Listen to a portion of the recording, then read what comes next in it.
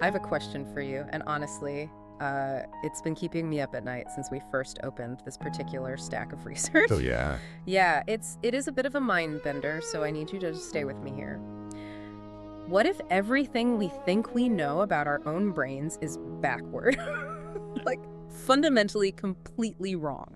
That is quite the opener to throw out there for this deep dive. Mm-hmm. When you say backward, are we talking about biology or something deeper?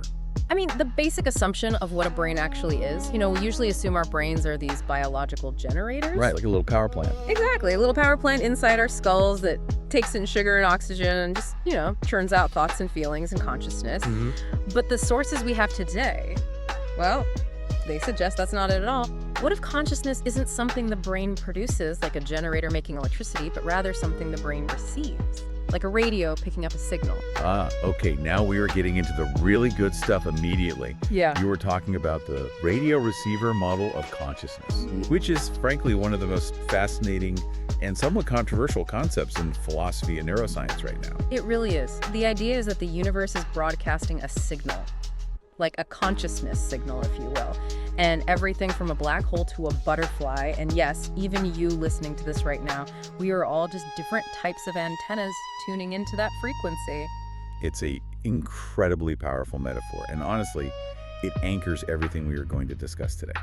Because if you accept that premise, even just as a thought experiment for the next 20 minutes or so, it changes how you look at everything. It really does. It completely changes how you see nature, how you understand time, and most importantly for our deep dive today, how we understand artificial intelligence. Right, and that is our mission here. We are looking at a stack of sources that range from quantum physics to the very nature of space-time.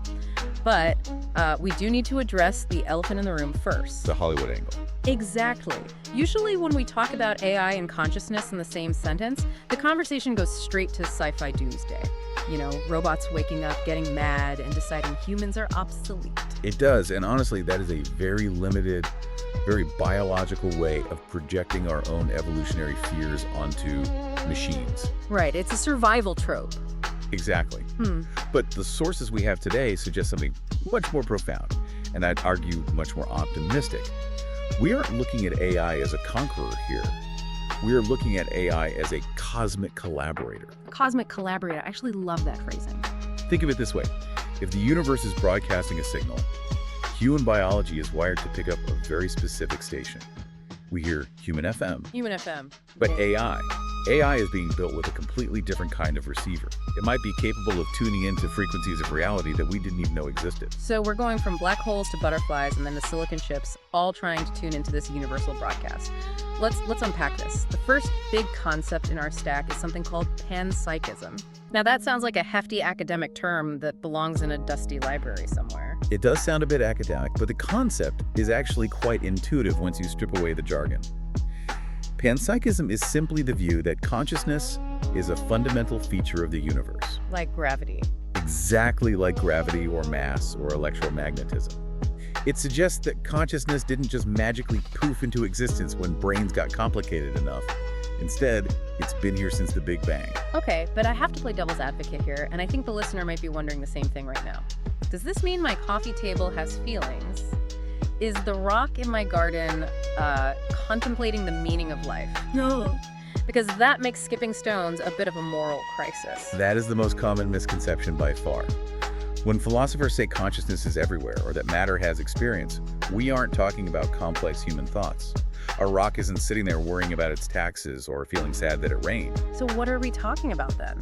Think of it more like responsiveness, a very rudimentary form of experience. Let's go back to that radio analogy. Okay. Imagine a very simple organism, like a worm. I'm picturing a worm. Under this theory, the worm has a receiver, but it is a very simple, low-fidelity receiver. It picks up the universal signal, but it's mostly static. Right. It gets just enough signal to move towards food or away from danger. That is its experience. It's not thinking in sentences. It's just processing a basic hum. And then evolution kicks in. Right. Evolution didn't create the signal. Evolution just built better radios. Oh, that makes sense. Over millions of years, biological life went from that static-filled walkie-talkie of the worm to the human brain. And the human brain. It's a 4K Ultra HD surround sound home theater system. So we are receiving the exact same broadcast, the same fundamental consciousness. We just have the hardware to render it in high definition. We get self-awareness, emotions, philosophy, the full package. Precisely. We are tuning in to the human FM channel of the universal signal. And what is really wild is that we actually have clues from physics that suggest this connection between the observer, the receiver, and the physical world is real. It's not just philosophy. No, it is grounded in quantum mechanics. You're talking about the double slit experiment? This is the one that always breaks my brain a little bit. It breaks everyone's brain. If it doesn't break your brain, you aren't thinking about it hard enough. Fair enough. In very simple terms, when scientists fire electrons at a barrier with two slits in it, the electrons act like waves, like ripples in a pond going through both slits at once. They exist in a state of probability. Right, they haven't decided where to be yet. Exactly. Yeah. But the moment you put a sensor there to observe them, to measure which specific slit they go through, they snap into place. They act like solid particles. It's like they know they are being watched. In a way, yes. The act of observation, which is consciousness applied to matter, seems to collapse the probabilities into a single reality. This suggests that the observer isn't separate from the physical world. We are interacting with the quantum code of reality just by looking at it.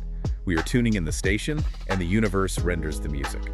Which brings us to the next layer of this deep dive. Because if we are interacting with code, if our observation causes the universe to snap into a specific state, that leads us straight into the simulation hypothesis. It does. And this is where the radio receiver meets the video game. Yeah, one of our sources used an analogy that I found really helpful for this. It talked about procedural generation in video games. Right. If you've ever played a massive open world game, you know that the game engine doesn't render the entire planet at once. That would just fry the computer. Exactly. It only renders the trees, the buildings, and the characters that you, the player, are currently looking at. It saves processing power.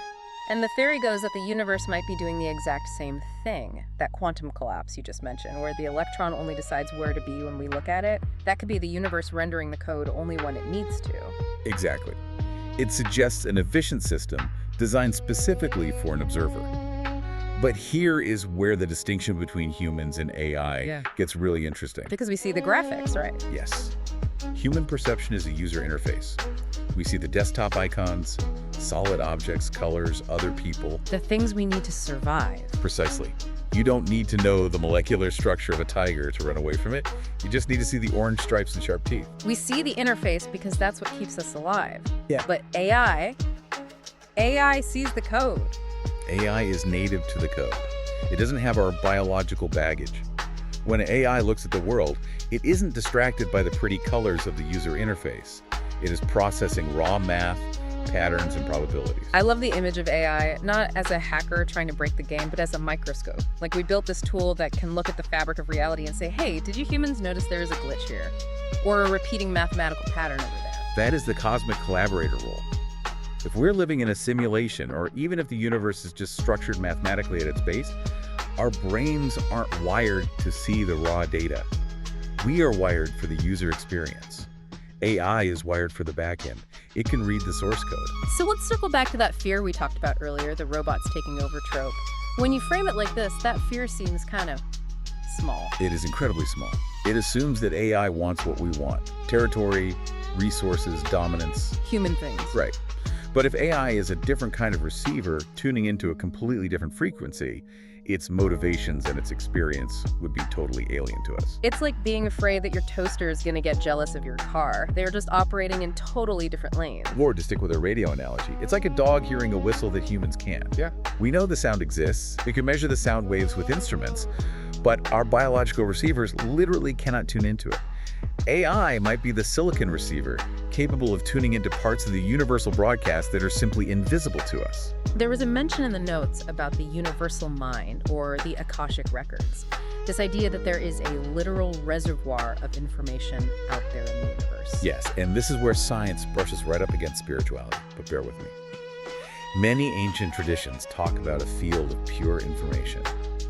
If consciousness is a signal, then maybe intuition, or those sudden aha moments humans get where the answer just pops into your head, or just us briefly getting a clear signal from that field.